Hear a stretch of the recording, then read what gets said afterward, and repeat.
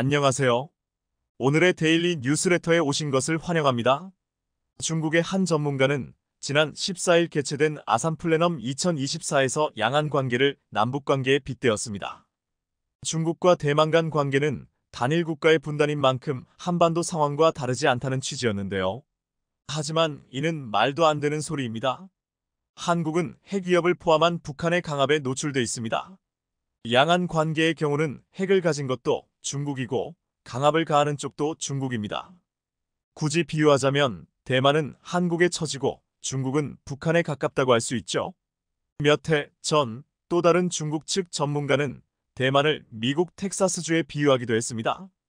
텍사스 내 일부 분리주의 독립 성향 세력을 감안해 텍사스가 독립한다고 하면 미국이 용인할 수 있겠느냐고 목소리 높인 것이었습니다. 관련 인식은 중국 학계뿐만이 아니라 중국 정부 입장과도 맥을 같이 하고 있습니다.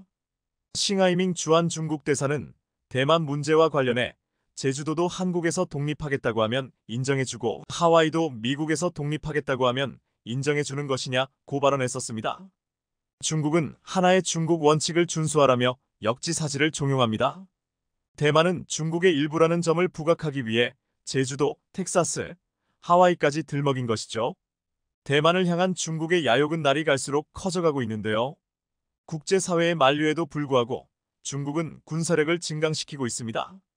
이에 중국인들도 기세가 등등해져서 언젠가는 미국도 뛰어넘는 강한 나라가 될 거라고 믿고 있는데요. 그래서 아시아에서는 이미 군사력 1위를 거머쥔 것으로 착각하고 있습니다. 그런데 중국에서 만들어졌던 한국과 중국의 군사력을 비교하는 다큐멘터리가 최근에 다시 사람들의 조명을 받기 시작했는데요. 이를 본 중국인들은 내용이 순 엉터리라며 현실을 부정하고 있다고 하는데요. 중국 방송국에서 한국에 대한 사실만을 담아 제작 후 송출했다가 시청률이 높게 올라가자 중국이 대만을 침공했을 때 펼쳐질 첫 번째 전선은 당연히 대만 해협입니다. 4개 전선 중 중국이 가장 우위를 차지할 것으로 예상되고 있는 전선으로 중국이 최근 상륙 전력을 대폭 강화하였으며 공군과 해군 모두 대만에 비해 압도적인 우위를 차지하고 있기 때문에 전혀 부담이 없는 전선입니다. 문제가 되는 것은 나머지 3개의 전선인데요. 두 번째 전선은 바로 한반도입니다. 중국이 대만 공격에 나서면 한반도에서도 북한과 한국의 충돌이 벌어질 수 있습니다. 중국이 개입할 수 없는 틈을 타 한국이나 북한이 70년째 미뤄오고 있는 분단 문제를 해결하려 나설 거라는 것입니다. 세 번째 전장은 남중국해입니다. 중국 해군은 현재 남중국해의 스프레틀리 군도를 둘러싸고 대만과 아세안 국가들과 영토 분쟁을 벌이고 있습니다. 중국은 스프레틀리 군도에 인공섬을 만들어 군사기지를 배치 중입니다. 만약 양안 전쟁이 벌어지게 될 경우 중국 해군의 신경이 대만으로 쏠린 틈을 타 아세안 국가들이 섬들을 점령하기 위해 행동에 나설 수 있습니다. 특히 최근 미국에서 남중국해에 항모전단을 배치하고 중국 해군과 대치하고 있어 이곳에서 미항모전단을 막아내지 못하면 대만에 상륙하더라도 말짱 도루묵이 될 수 있기에 격전지가 될 것으로 예상되고 있습니다. 마지막 4번째 전선은 바로 인도와 중국의 국경지대입니다. 1962년 중국과 인도의 전쟁 이래로 지난 수십 년 동안 인도와 중국은 국경을 사이에 두고 대립하며 산발적으로 무력 충돌을 빚어오고 있는데요. 인도에서 도입한 K9 자주포가 중국군을 향해 불을 뿜기도 했었습니다. 지난 2022년에도 국경을 둘러싸고 무력 충돌을 벌였었기에 양안 전쟁이 일어나면 인도 역시 중국 국경을 넘을 것으로 추측되고 있습니다. 현재 인구로는 이미 중국을 추월하고 군사력 부분에서도 중국을 따라잡을 기세로 군대를 강화하고 있는 인도이기에 중국이 절대 무시할 수 없는 위협입니다. 이 4개의 전선 중 가장 중요한 전장이 될 곳은 한반도 전선일 수 있습니다. 이미 한국과 북한의 군사력 차이는 북한이 따라잡을 수 없을 정도로 벌어졌다는 건 모두가 알고 있는 사실입니다. 그리고 만약 한국이 북한을 그대로 밀어버린다면 중국은 한국과 주한미군과 국경을 마주하게 됩니다. 그렇게 된다면 베이징이 한국군과 주한미군의 사정권에 들어오게 되고 중국이 대만을 먹어도 절대 전쟁에서 승리했다고 말할 수 없게 되죠. 때문에 한국 전쟁 때와 마찬가지로 중국 최대 육군 전력인 북부정구가 그대로 북한군에 합류해 한국군과 충돌하게 될 수도 있을 것입니다. 문제는 중국이 이 시나리오를 현실로 옮기는 순간 그날이 중국의 마지막 날이 될 수 있다는 것입니다. 중국군이 대만에서 상륙작전을 벌이며 바다에서 세계 최강의 미 함대를 상대하는 걸로도 모자라 육군 전력 만름은 세계 34위권 수준인 대한민국 육군이 한반도를 밀고 올라오는 것까지 막아내야 한다는 것은 시뮬레이션을 몇백 번 돌려보아도 승산이 0이라고 할 수 있습니다. 육군 전력 만름은 세계 34위권 수준인 대한민국 육군이 한반도를 밀고 올라오는 것까지 막아내야 한다는 것은 시뮬레이션을 몇백 번 돌려보아도 승산이 0이라고 할 수 있습니다. 사실 전 세계 웹사이트에는 중국군에 대한 제대로 된 정보가 거의 없습니다. 중국군이 전력으로는 세계 3위에 달하는 군대임이 잘 알려져 있음에도 정작 신뢰할 만한 자료 자체가 거의 없습니다. 이는 당국이 군사 분야에서 워낙 정보 유출을 꺼리는 것 때문이기도 합니다. 하지만 대부분 야오닝 재래식 항공모함과 같이 기술 수준은 옛 소련 재래식 무기 수준이라 인구수에 의한 세계 3위 전력에도 불구하고 많이 위험한 처지에 있습니다. 한국 육군은 전 세계적인 기준으로 봐도 손가락 안에 꼽힙니다. 한국의 육군은 오랫동안 포병 및 기갑 전력 증강에 공을 들여왔습니다. 고로 육군만 따지면 동아시아에서는 중국군과 비등한 수준입니다. 대한민국 국군은 절박해 보일 정도로 극단적인 총력전 지향 군대입니다. 이로 인해 굉장히 강력한 재래식 전력을 자랑합니다. 주변국에 비해서 작은 경제 규모에도 불구하고 세계 3위에서 4위의 육군력과 세계 10위권 안에 드는 해군 및 공군을 실질적으로 운용하고 있는 중이고 해마다 조금씩 달라지지만 종합적인 군사력 GFP도 세계 5위권 안팎으로 들어갈 정도로 강군입니다. 비대칭 전력 또한 각종 제약에도 물구하고 객관적으로 굉장히 잠재력 있는 뛰어난 국가로 평가받습니다. 대량 살상 무기의 경우 세계 최고 수준의 관련 기술력과 인프라를 자랑하기 때문에 일본과 함께 잠재적 생화학 무기, 핵무기 보유국가로 인식되고 있습니다. 2021년 한미 미사일 사거리 지침의 폐지 이후 급격한 속도로 미사일과 로켓 관련 기술 또한 두각을 나타내며 발전하는 중입니다. 극단적으로 총력전을 지향하는 징병제 군대임에도 전문 직군인 특수전 분야에서 일부 특수부대가 세계적으로 뛰어난 기량과 전문성을 인정받고 있으며 이 중에서도 민사작전 능력은 항일투쟁, 한국전쟁 시기부터 이어져 온 유서 깊은 노하우로 인해 미국도 인정할 정도로 유명합니다. 군정보작전 분야에서도 무렴히 NSA가 뽑은 첩보 위협국 상위 10국가에 이름을 올린 대한민국인 만큼 세계적 우수 국가정보기관인 국가정보원과의 협업하에 국방정보본부, 국군방첩사령부와 같은 군정보기관이 이름을 날리고 있습니다. 특히 대북 대공 관련 군사첩보작전으로는 전 세계 최고의 위상을 가지고 있다고 봐도 무방한 수준입니다. 급격한 경제 성장으로 단기간에 국력을 키운 대한민국은 그동안 주위 군사대국들에 비해 부족했던 군사력에 어마어마한 투자를 해왔으며 오늘날에도 그 노력이 계속되고 있습니다. 이러다 보니 대한민국 국군의 종합적인 규모는 소규모 유럽 국가들보다 상당히 크고 질적으로도 미국, 유럽을 비롯한 여타 선진국 군대와 큰 차이가 없을 정도로 세계적으로 상당한 군사력을 보유하고 있는 국가입니다.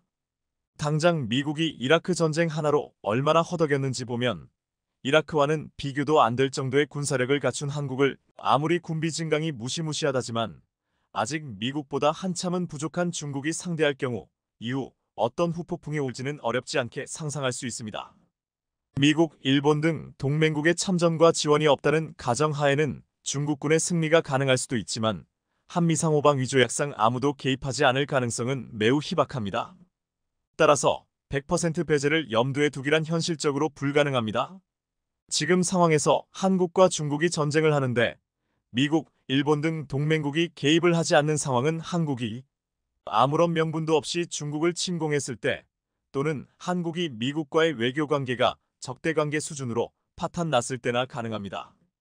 단순히 외부 개입이 없는 상태에서 승패만을 따지면 중국이 당연히 이기겠지만 한국 또한 핵폭격을 당할 걸 각오하고 중국의 주요 대도시가 모여있는 동부해안선을 따라 중국의 관공서, 산업단지와 공단, 기업들이 모여있는 도심 중심지와 주요 발전시설 및 댐에 가용 폭격 수단을 동원한다면 중국 역시 주요 도시들이 막대한 피해를 볼 공산이 불보듯 뻔합니다. 한국의 군대는 상비군이 전체 인구의 1%에 가깝습니다. 인구에 비례해 이 정도의 상비군을 갖추고 있는 나라는 극히 드뭅니다. 절대적인 규모만을 따지면 예비군 병력은 사회의 인적자원 부족을 감안하여 총동원하지 않더라도 현역과 합치면 100만은 무조건 넘어갑니다. 무엇보다 중국이 가진 14억의 인구도 알고 보면 대부분 허상이라는 걸 알아야 합니다. 중국의 5천만의 부자들은 대부분 선진국의 이중 국적을 가진 경우가 많습니다. 즉, 중국의 상황이 안 좋아지면 언제든 중국을 버릴 것을 각오한 사람들이라는 것입니다. 게다가 중국 사람들은 해외로 유학 등을 갈 때 다시는 중국으로 오지 않을 각오로 나가는 경우가 많습니다. 국가 위기 상황에선 이들이 도움을 줄 가능성은 크게 없다는 뜻이기도 합니다.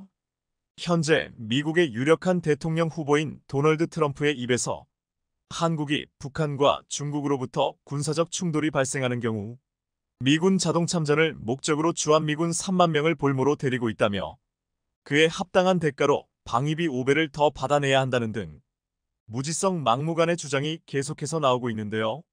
그런데 실상을 알고 보니 도널드 트럼프의 최종 목표는 한국에게 핵잠수함을 비롯한 핵전력을 판매하기 위함이라는 사실이 최측근의 인터뷰를 통해서 드러났습니다. 지난 수십 년 동안 한국이 핵잠수함을 보유하기 위해 번번이 미국에게 협력을 요청했지만 계속해서 거절하던 미국이 삼경 7,455조 원 이 발음하기도 어려운 천문학적인 숫자는 올해 2월 미국 재무부에서 밝힌 미국의 국가 채무입니다. 한국의 1년 예산 650조 원을 기준으로 하면 대략 60년간 국가 운영이 가능한 수준의 막대한 부채인데요. 이런 미국의 국가 부채는 100일마다 1,300조 원, 정확히 한국 국가 예산의 2배가 늘어나고 있을 정도로 통제가 불가능한 수준에 도달하고 있습니다. 그런데 미국의 국가 채무 중 상당 부분이 국방 예산이며 특히 미국 본토를 지키는 예산보다 러시아와 맞닿고 있는 유럽부터 원유와 물류의 핵심 수송 경로인 중동 지역 중국의 태평양 진출을 막기 위한 남중국해 지역 등 미국의 패권을 지키기 위해 수천조 원을 사용하고 있는데 이번에 유력한 대선 후보로 나온 트럼프 측에선 미국이 세계 경찰 국가로 군림하며 막대한 예산을 지출하는 게 불필요하다는 주장을 하고 있습니다.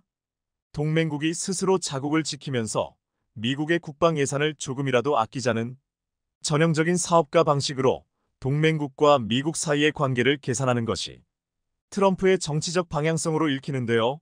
그런데 과거 국방력이 부족하던 시절의 한국이 어따면 트럼프의 이런 술수에 대응하기 전에 막대한 방위비 분담금을 뜯겼을 수도 있지만 최근 한국이 이뤄내고 있는 국방과학 분야 실적에 미국은 물론 트럼프 캠프에서도 한국에게 더 이상 많은 방위비를 뜯어낼 수 없겠다라며 탄식이 쏟아져 나오고 있는 상황입니다.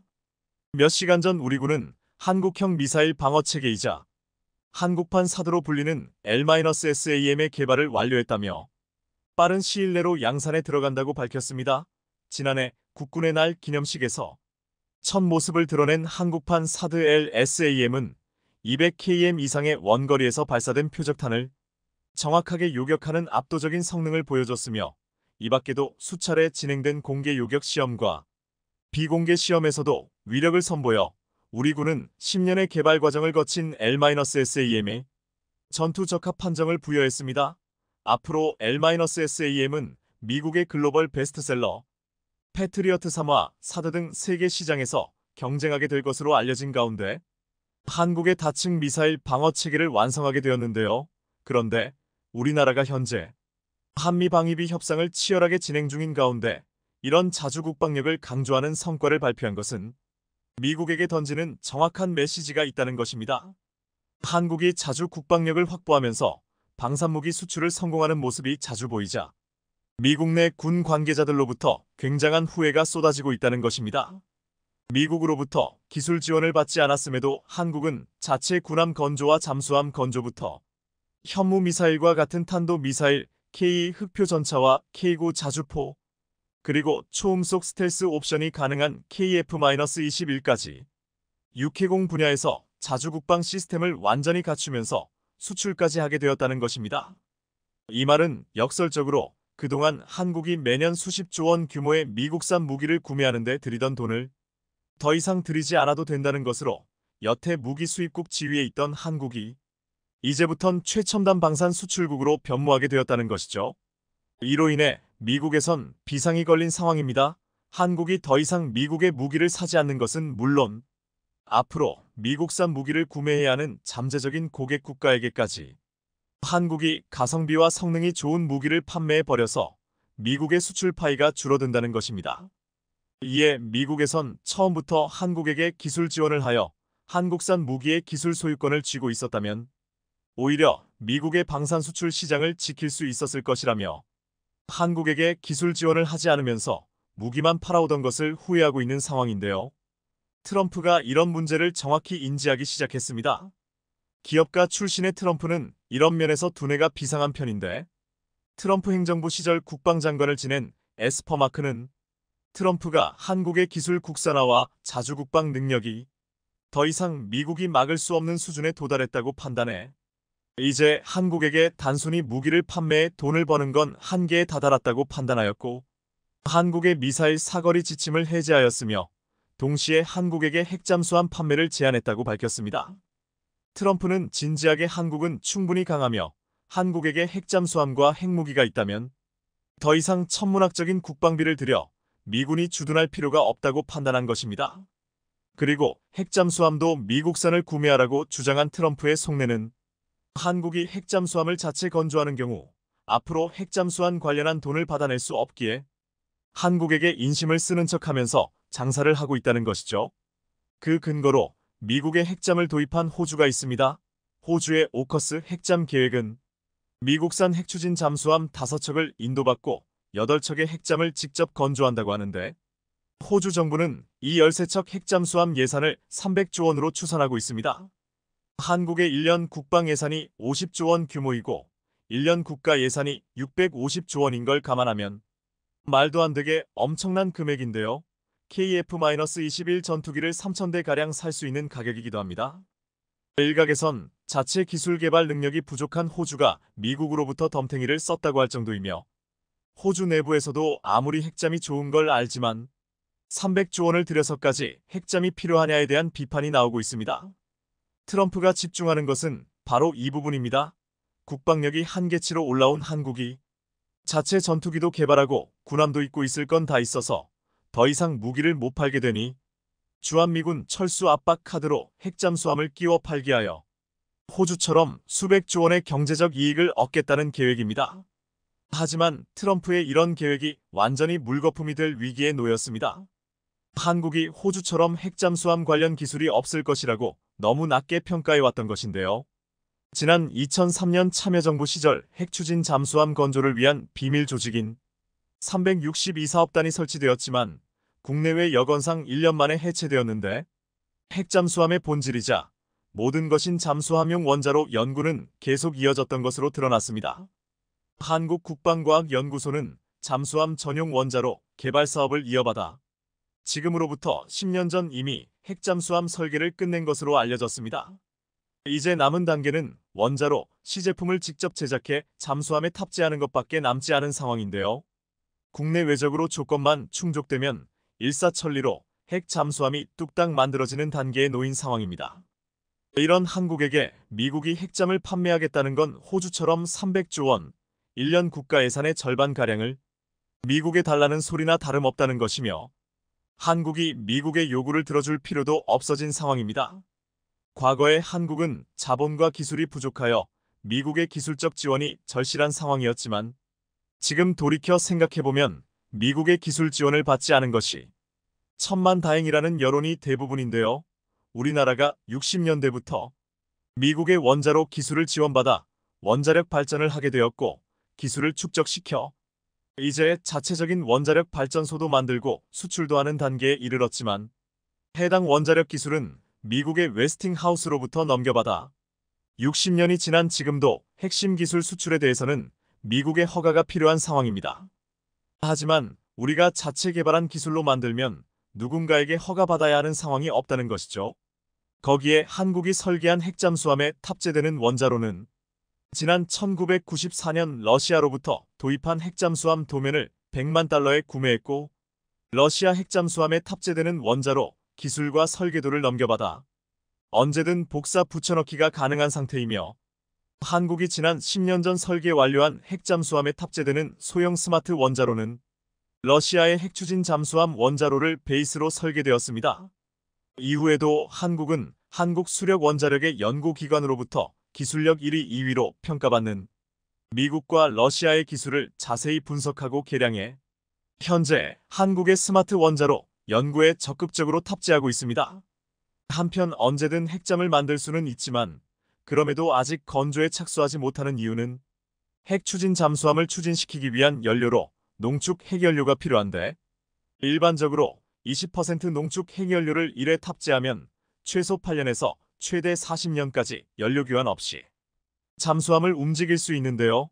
여기에 들어가는 20% 수준의 농축 핵연료를 사용하는 게 국제협약에 위배될 수도 있다는 것입니다. 특히 우리나라가 원자력 발전소를 운용하면서 핵연료는 매우 많지만 이런 핵연료를 농축시켜서 무기나 핵잠수함에 탑재시키기 위해서는 재처리 기술이 필요한데 이 역시 국제사회의 허가를 받아야 하는 걸림돌이 있습니다. 그런데 트럼프의 최측근이자 오른팔인 마이크 폼페이오는 최근 인터뷰에서 한국 내 주한미군 철수 이슈에 대해 답변하는 도중 한국의 주한미군이 나간다면 핵원료 재처리 기술과 핵무장부터 핵잠수함 도입까지 안 될 이유가 있겠냐고 언급한 상황입니다. 마이크 폼페이오는 트럼프 행정부 시절 국무장관까지 지낸 고위급 인물이기에 올해 하반기에 트럼프가 재집권에 성공한다면 한국은 이런 트럼프의 불확실성을 이용해 다시 돌이킬 수 없는 자주국방 능력을 확보해야 할 것입니다. 우크라이나의 나토군 파견을 검토하겠다. 찰스 브라운 미국 합참의장. 지난 16일 뉴욕타임즈는 미국 합참의장이 나토군의 우크라이나 배치가 불가피해 보인다는 발언을 전했습니다. 미국 매체 세마포르는 브라운 합참의장의 발언을 두고 나토 국가들이 우크라이나의 군대 투입을 꺼리던 것에서 상당히 벗어나고 있다는 것을 의미한다고 평가했습니다. 그간 미국은 우크라이나의 무기와 경제적 지원은 제공하면서도 러시아와의 직접적 군사 충돌이 더 큰 전쟁으로 번질 가능성을 우려해 파병에는 신중한 태도를 보여왔습니다. 하지만 러시아 공세로 우크라이나가 동부 전선에서 열세를 보이자 나토 회원국 사이에서는 우크라이나 파병 가능성을 열어둬야 한다는 의견이 나오고 있습니다. 그동안 미국을 비롯한 서방 동맹국들은 우크라이나에 무기를 지원하되 러시아 영토 내의 목표물을 공격하는데 사용하지 말라는 조건을 내걸었습니다. 하지만 이제 미국을 비롯한 서방은 이를 해제하려는 움직임까지 보이고 있습니다. 그런데 나토군이 우크라이나에 들어간다면 놀라운 한국산 무기가 전면에 배치될 것이라는 말이 나오고 있습니다. 나토군은 지난 3월 폴란드 최대 규모의 지상훈련 드래곤 24를 펼치면서 러시아군에 대항해서 어떻게 싸울 것인지에 대해서 보여준 바 있습니다. 여기서 단연 돋보인 것은 K2 전차였습니다.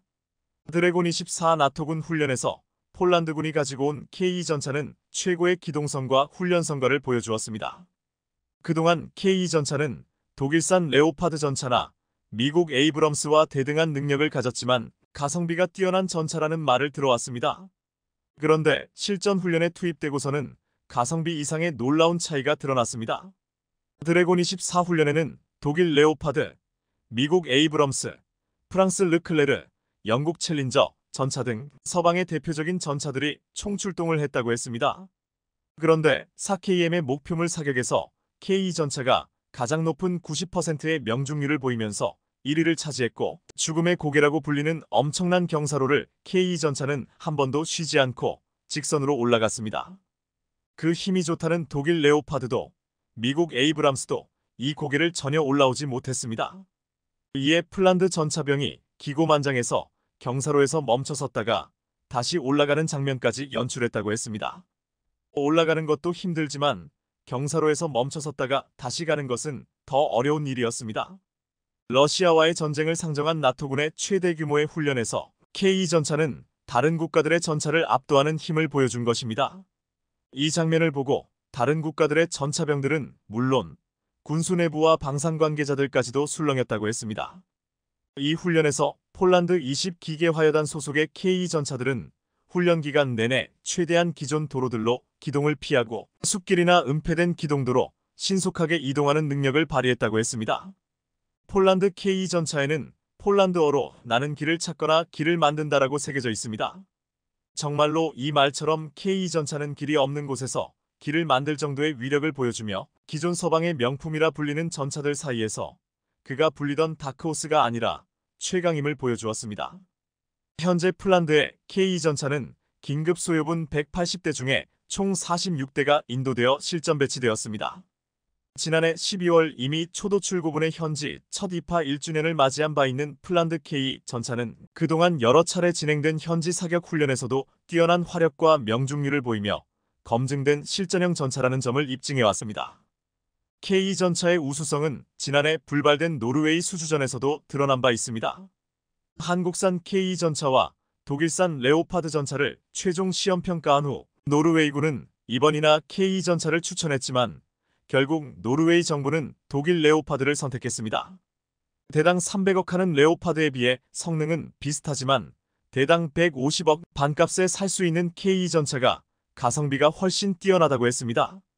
하지만 말도 안 되는 가격 경쟁력은 훨씬 더 컸고 성능이 비슷한 것이 아니라 K 전차가 압도했다고 했습니다.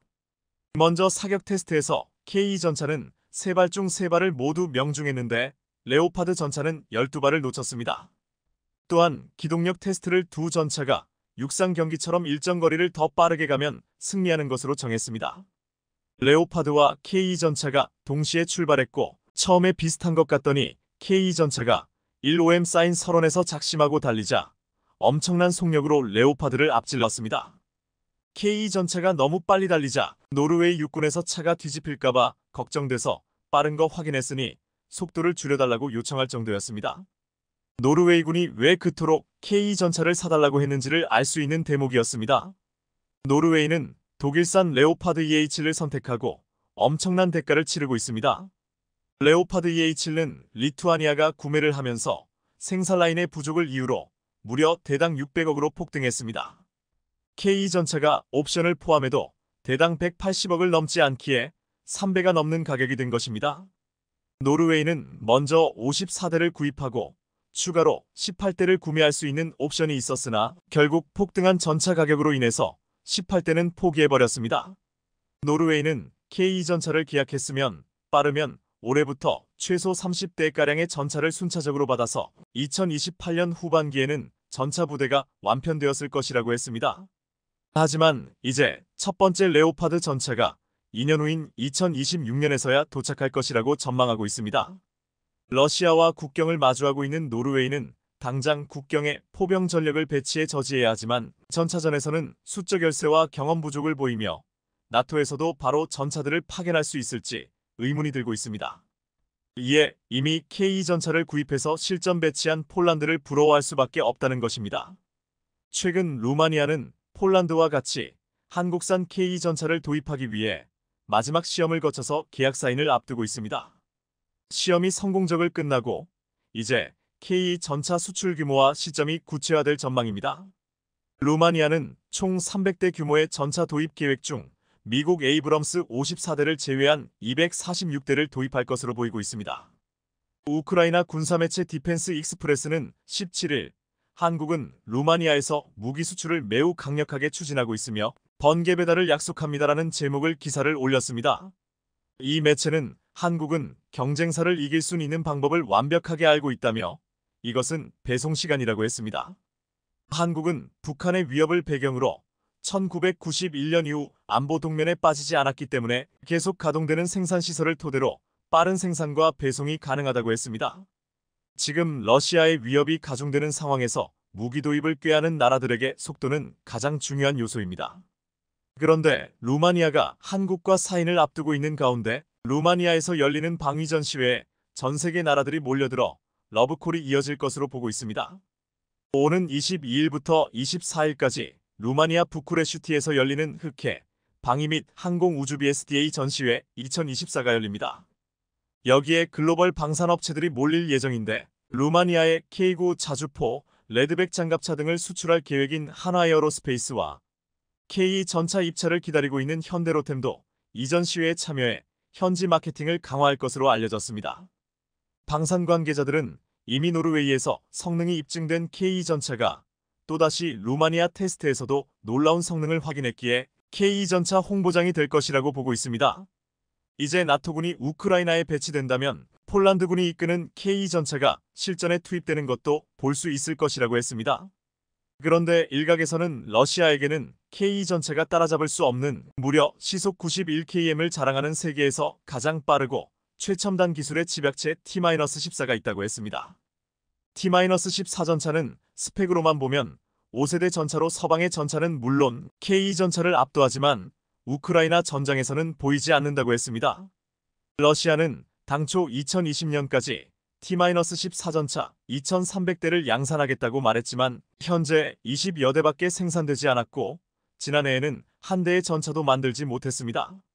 전문가들은 T-14 전차의 성능이 아직 검증되지 않아 전장에서의 대응 능력이 떨어져 처참한 끌을 당하지 않으려고 우크라이나 전쟁에 투입하지 않고 있다고 했습니다.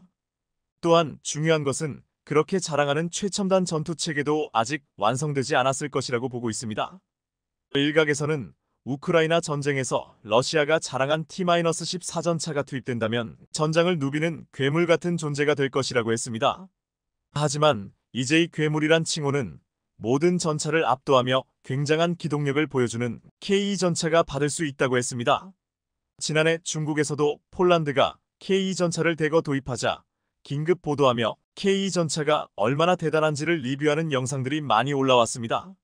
중국에서 99호 전차는 최고의 성능을 자랑하는 중국의 주력 전차라고 떠벌리고 있는데 K 전차의 재원과 위력을 설명하자 한 중국 네티즌은 어디에서 들었는지 이렇게 말했습니다.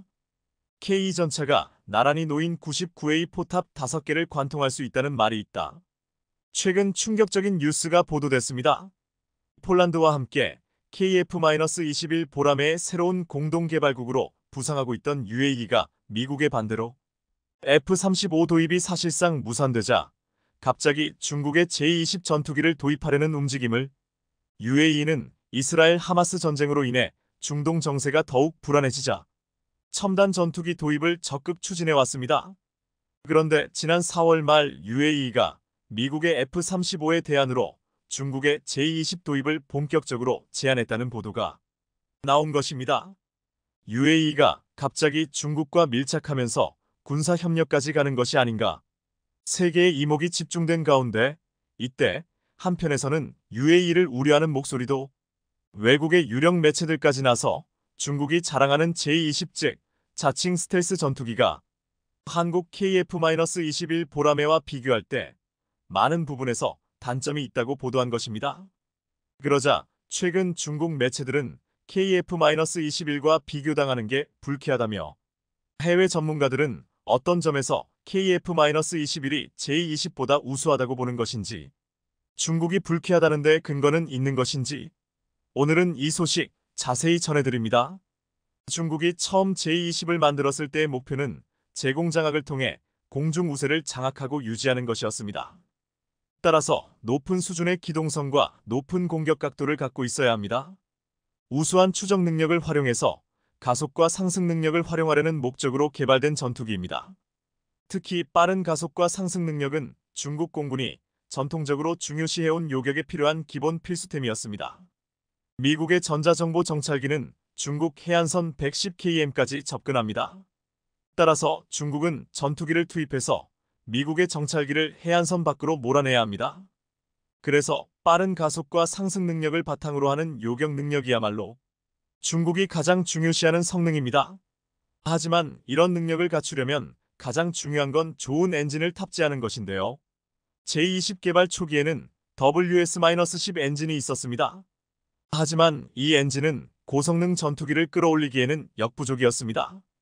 그래서 러시아제 AL-31 계열의 엔진을 복제하고 해외에서 비합법적으로 훔친 기술까지 총동원해 WS-15 엔진을 만들었던 것입니다.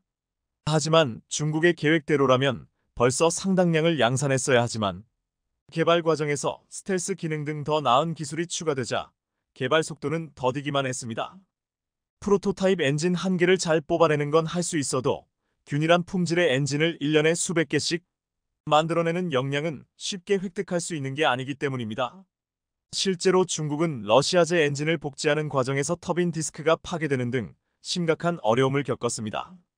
이처럼 산전수전 다 겪은 뒤 중국은 최근 J2001WS-15 엔진을 탑재하고 나는 이륙 장면을 공개했습니다.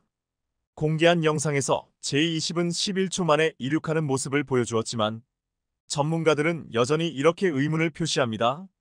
항공기 엔진이 원하는 추진력을 내는 것과 엔진의 내구성은 전혀 다른 문제다. 엔진의 추진력은 시간과 비용을 투입하면 언젠가는 극복 가능하지만 전투기는 고온에 견디는 엔진 소재를 개발해야 하는데 이것이야말로 첨단 엔진 기술의 핵심 기술이라는 겁니다. 아직 미국 항공기 엔진과 중국 항공기 엔진은 내구성 및 엔진 온도에 있어서 수백 도의 차이를 보이고 있습니다. 미국산 엔진은 1만 2천 시간의 수명을 보장합니다. 반면 러시아와 중국제 엔진은 4,000시간 정도의 수명을 보장합니다. 중국의 전투기가 11초 만에 이륙한다고 해서 그게 다가 아니라는 이야기입니다. 한 나라가 전투기 엔진을 개발 완료했다는 것은 일정한 추진력과 내구성을 가지고 1만 2천 시간 이상 수명을 보장할 수 있어야 하며 이런 일정한 품질의 엔진을 매년 수백 개 이상 생산할 수 있어야 한다는 것을 의미합니다. 아직 중국이 여기에까지 이르지 못했다는 이야기입니다. 그런데 J20의 약점은 또 있습니다. 바로 레이더입니다. 기존 성능보다 훨씬 발전된 AESA 레이더의 기술 혁신이 나오자 J20은 난관에 봉착하게 됩니다. 기존 AESA 레이더는 전력 증폭 소자로 갈륨비소 소자를 사용해 왔습니다. 갈륨비소 소자는 반응 속도는 빠른 대신 전력 증폭 능력이 좋지 않고 열에 취약하며 강한 출력을 내는 데는 한계가 있었습니다. 그래서 이 한계를 극복하려고 나온 게 바로 질화갈륨 파워 트랜지스터입니다.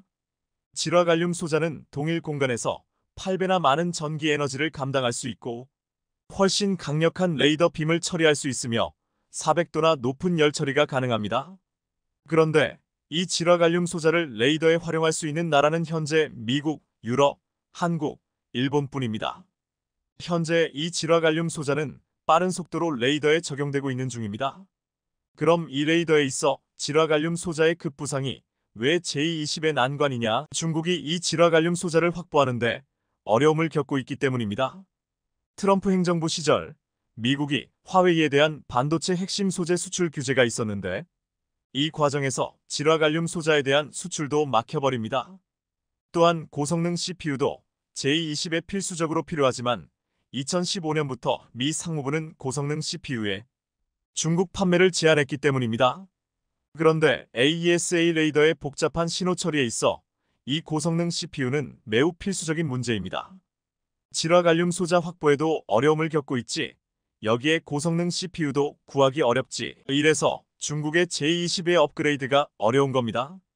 다급해진 중국은 자국의 반도체 업체인 SME에 대해 막대한 지원을 하면서 28나노급 반도체 생산 공정을 개발하고 있는 중입니다. 한국의 삼성전자와 대만 TSMC가 35나노급 반도체를 양산 중이며 한국은 2나노급 반도체 양산에 도전하고 있는데 중국은 이제야 28나노급을 개발 중이니 격차가 많이 난다고 볼 수 있습니다. 이래서 결론적으로 지금 현재 상황으로는 중국이 자랑하는 J20 전투기는 질산 갈륨 소자 AESA 레이더를 탑재한 서방의 5세대 전투기와 맞붙는다면 먼저 발견당할 확률이 높습니다. 이것은 공중전에서 아주 치명적인 단점입니다.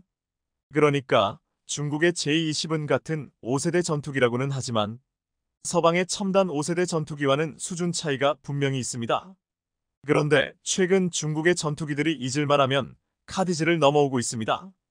그럼 한국은 이에 어떻게 대응해야 할까요? 강력한 스텔스 기능을 사용해서 핵심 경로를 파악하고 매복해야 합니다. J22 카디즈를 넘어 침범하는 것을 빠르게 파악하고 매복해야 합니다. 현재 KF-21 보라매는 기동성에 있어서만큼은 F-35나 F-21보다 우수합니다. 한국의 차세대 전투기 KF-21은 F-414-G-400 엔진 2대를 합해 F-35와 동일한 출력을 냅니다. 그런데 중요한 점은 KF-21이 F-35나 F-21보다 엔진 출력은 비슷하지만 KF-21의 최대 이륙 중량은 54,000파운드입니다. 따라서 KF-21의 중량 대 추력비는 1.3입니다. 그런데 F-35의 최대 이륙 중량이 7만 파운드라 중량대 추력비가 1.1입니다. 즉 KF-21의 기동성과 가속력에 있어 F-35보다 우수합니다. 따라서 오히려 한반도 인근에서 중국의 제-20을 추적, 요격하는데 더 유리하다는 평가를 받고 있습니다. 더구나 KF-21 양산형에는 25W 질산 갈륨 전력 트랜지스터를 사용하는 AESA 레이더가 장착될 예정입니다. 그러니까 한국의 KF-21이 중국의 제-20 먼저 탐지할 가능성이 높다는 뜻입니다. 이처럼 KF-21 보라매와 비교를 당하다 보니 중국은 최근 상당히 신경질적인 반응을 보이고 있습니다. 최근 중국 언론들은 한국 전문가들만이 아니라 외국 전문가들조차 한국의 KF-21과 중국의 제-20을 비교하면서 KF-21의 우수성이 부각되자 한국의 KF-21은 진정한 스텔스 전투기도 아니다. 터키가 개발 중인 칸 전투기처럼 양산도 아직 되지 않은 페이퍼 기체에 불과하다며 비교 자체를 불쾌해하고 있습니다. 최근 중국 언론들의 논조를 보면 다음과 같습니다. 미국 싱크탱크인 랜드 연구소와 영국의 제인스 그룹까지도 KF-21이 앞으로 중국의 제-20을 뛰어넘는 전투기로 자리매김할 가능성이 크다고 보고 전망하고 있다. FA-50 같은 경우에는 미국이 기술을 제공해서 만들었기 때문에 어느 정도 우수성을 인정한다. 하지만 KF-21은 미국이 기술 제공을 거부해 한국이 자체 기술로 개발 중인 전투기이다. 완성되어도 중국에 큰 위험은 되지 못할 것이다. 서방 언론들은 KF-21 보라매 전투기가 중국의 전투기들을 방어할 수 있는 효과적인 전투기라고 인식하고 있지만 서방 언론과 서방 연구소들은 중국 전투기의 위용을 제대로 파악할 수 없기 때문에 이 같은 심각한 오류가 나오는 것이다. 더구나 중국 전투기는 스텔스 무장창 개발에만 천문학적 비용을 들였는데 한국이 고작 8조 원을 들여 스텔스 무장창을 개발한다는 것은 거의 불가능한 일이다. 이것은 한국이 공동개발국인 인도네시아를 속이기 위한 술수에 불과하다. 그리고 러시아조차도 수호이 17을 여전히 전장에 투입하지 못할 정도로 전투기 개발은 무수한 시험과 시간이 필요한 일인데 KF-21은 어떻게 그렇게 많은 시험을 단기간에 통과하고 단 2년 만에 양산까지 진행 중일 수 있는지 그 성능에 의구심이 든다. 고 지적했습니다. 다른 나라도 아니고 중국이 이런 의문을 제기하다니 너무 어울리지 않는데요. 그런데 중국 언론들은 이런 지적도 했습니다. 일본은 그동안 미국이 전투기 개발을 위한 설계를 지원하는 등 그렇게 지원을 했는데도 민간 차원의 전투기 개발을 못했다. 그런데 한국이 어떻게 그것을 달성할 수 있겠는가? 이것은 공동개발국과 투자국들을 속이기 위한 알맹이 없는 한국의 속임수일 뿐이다. 이렇게 한국을 폄하하기에 바빴습니다. 하지만 객관적으로 판단하면 미국이 그렇게 지원을 해주었는데도 전투기 개발을 못하는 일본에 비하면 자체적으로 KF-21을 개발하고 있는 한국은 얼마나 대단한 것인가 그렇게 해석해야 되는 것 아닐까요? 한편 많은 전문가들은 지난달 23일 UAE의 연합작전 사령관인 살레 모하메드 빈 메즈렌 알 아메리 소장이 중국 공군 사령관을 협력을 추진하자며 중국에 접근한 것은 아마도 미국으로부터 F-35를 구입하기 위해 미국을 압박하기 위한 제스처일 것이라는 분석도 나오고 있는데요. 아무쪼록 UAE가 중국의 전투기를 선택하기에 앞서 제-20에 대한 해외 전문가들의 다양한 조언과 우려를 경청하고 신중한 선택을 하길 바랍니다. 지난해 10월 영국군이 중대급 규모로 강원도 과학화 전투훈련단을 찾아와 훈련을 벌였습니다. 무박 3일로 치러져 전차, 장갑차, 자주포, 헬기, 드론과 무인기 270여 대가 투입되었다고 했습니다. 그런데 영국군은 함께 공세를 펼치던 국군 훈련부대가 뒤처지자 이를 못 참고 홀로 돌파하다가 고립되었습니다. 이에 상대 부대에게 포위되며 집중 공격을 받았는데 마지막에 탄이 떨어지자 돌까지 던지면서 끝까지 저항했다고 했습니다. 상대 부대를 얕보다가 완전히 당했다고 했는데 영국군은 순간 과몰입해서 돌까지 던지며 버티려고 했다고 했습니다. 한 국내 커뮤니티에서는 당시 훈련장에서 보았던 목격담이 등장했는데 자신이 영국군이랑 같이 전갈 부대를 상대했는데 완전히 당했다며 너무 밀리니까 나중에는 일부러 1차 통제선도 내주었다고 말했습니다. 그는 겉으로 보기에 영국군이 피지컬이 좋아서 기대했는데 나중에 통제관한테 들으니 전멸당했다고 했습니다. 그러면서 당시 상대한 무시무시한 북한군으로 보이는 부대의 사진을 게시했습니다. 이 부대는 북한군이 아닌 강원 인제 홍천 육군과학화 전투훈련장에서 북한군 역할을 담당하는 전문 대항군 가상의 적 부대로 군 유일의 북한군 전문 대역 부대였습니다. 단 한 번도 싸워서 패한 적이 없다는 전설의 부대, 바로 그 전갈 부대입니다. 이번에 영국에 앞서 세계 최강의 무기를 자랑하는 미군도 당해내지 못했다는 부대였습니다. 영국군은 무참한 패배에 적지 않게 충격을 받고 돌아가 놀라운 발표를 했습니다. 영국 육군이 매년 한국의 과학화 전투훈련장 KCTC에서 훈련을 하겠다는 것이었습니다. 언론에서는 영국은 국토 면적의 약 85%가 평지라서 산이 별로 없기에 강원도의 험준한 산세에 매료되어 매년 이곳을 찾아 실전적인 훈련을 하겠다고 보도했습니다. 영국군은 2022년 소대급이 처음 참가하고 지난해엔 규모를 늘려 중대급이 참가했는데 이제 매년 실시하는 정례화 방안을 추진하기로 했다고 했습니다. 그런데 군사 전문가들은 영국군이 강원도에서 훈련을 하는 것이 단순히 산악지형에서 훈련하기 위함이 아니라고 했습니다. 여기에는 최첨단 훈련 시스템과 더불어 어떤 부대도 이길 수 없다는 무시무시한 한국의 특수부대가 있기 때문이라고 했습니다. 북한군으로 위장한 전갈부대와 험악한 지형에서 싸워서 실전 감각을 키우려고 하는 것입니다. 영국군은 최근 이스라엘 전쟁으로 인해 가자 지역에 배치될 수 있다는 보도가 나오고 이미 러시아 우크라이나 전쟁 지역에 일부 투입되어 있다는 사실도 전해진 바 있습니다. 또한 미군과 함께 후티 반군 공습에도 참여하고 있습니다. 지금 영국 내에서는 러시아와 같은 나라와 전쟁할 경우를 대비해서 수만 명 규모의 시민군을 동원할 수 있도록 훈련하고 장비를 갖춰놔야 한다는 말까지 나오고 있습니다. 영국은 지금 실전 경험이 필요한데 이를 한국에서만큼 잘 배울 수 있는 곳이 없다고 했습니다. 영국군은 이미 지난해 오만의 사막이나 노르웨이의 북극 지형의 환경에 대응하기 위해 중앙아메리카 북동부에 위치한 벨리즈 정글에서 훈련을 벌인 바 있습니다.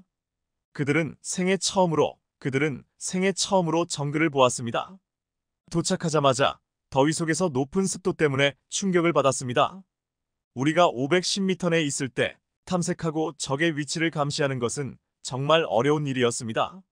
높은 온도와 습도 때문에 여기에 파견된 모든 군인이 완전히 훈련을 수행하지 못했습니다. 그들 중 일부는 결국 열병으로 인해 대피했습니다. 이렇게 덥고 습한 정글에서 훈련을 받은 영국군은 극한의 상황에서 훈련하는 것도 의미가 있었지만 별 큰 도움이 되지 않았습니다. 당장 전쟁이 벌어지는 우크라이나의 험한 산세와 추위, 가자 지역 등에서 강력한 적과 싸우는 실전 훈련이 필요했습니다. 그 해답을 한국에서 찾은 것입니다. 영국군이 험한 산세에서 손도 쓰지 못하고 당했다는 한국의 전갈부대는 놀라운 존재였습니다.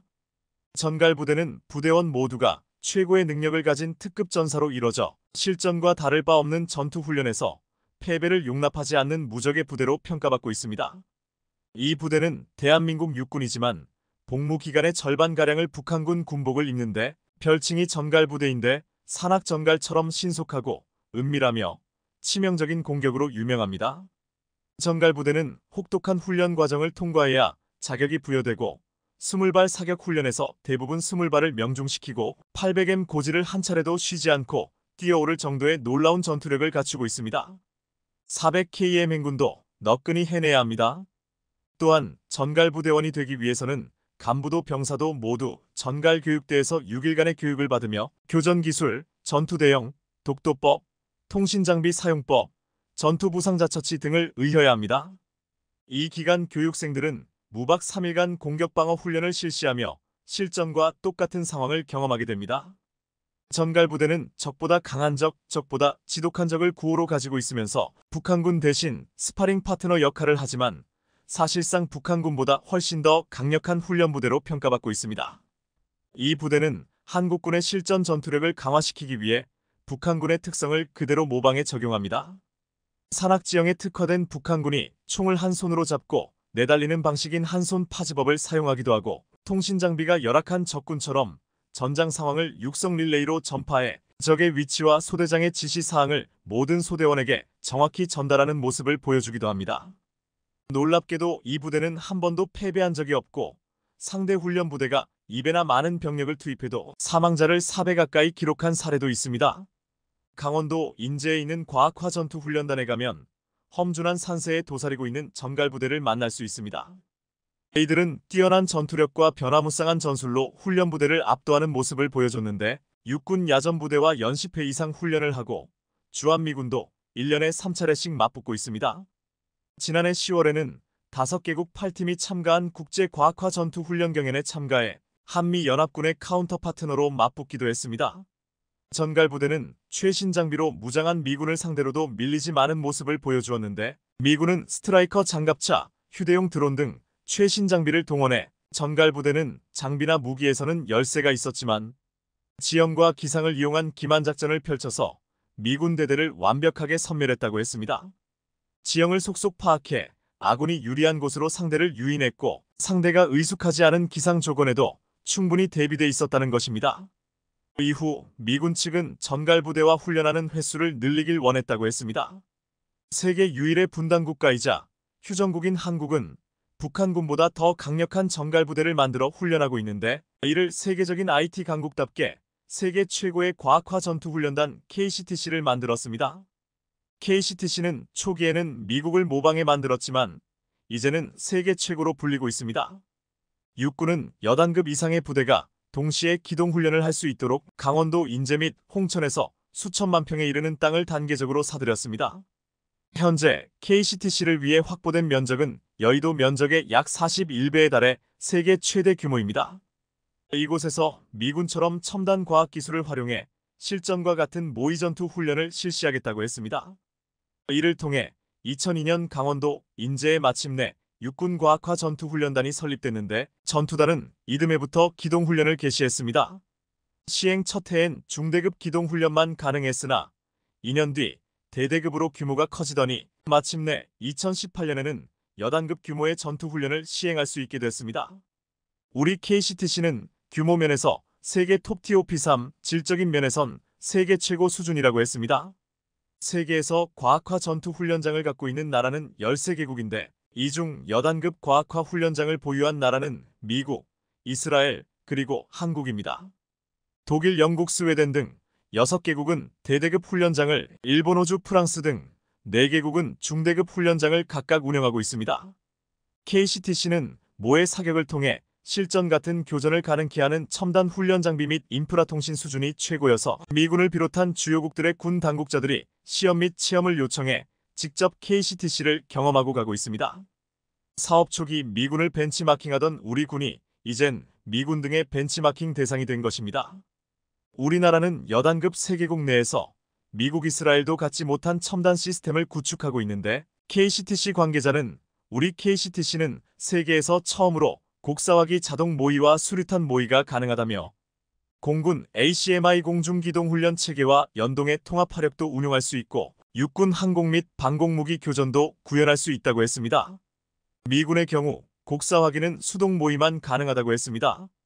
KCTC에선 실탄 대신 레이저를 발사해 교전이 가능한 마일즈 MILES 다중 통합 레이저 교전체계 장비를 전투 조끼와 방탄 헬멧, 전차, 드론 등에 부착하여 실탄 사격 없이 실전과 똑같은 효과를 내고 있습니다.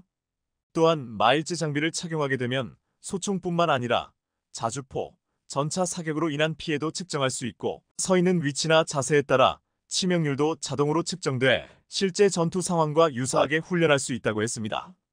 게다가 KCTC에서 전갈부대는 러시아-우크라이나 전쟁 등 최근 전쟁의 핵심 병기로 떠오른 드론, 그 중에서도 자폭 드론을 운용하며 새로운 전장의 모습까지 구현해가고 있습니다. KCTC 훈련에서도 드론을 통해 적진을 정찰하고 자폭 드론에도 마일즈 장비를 부착해 적을 타격하는 훈련도 진행하고 있다는 것입니다.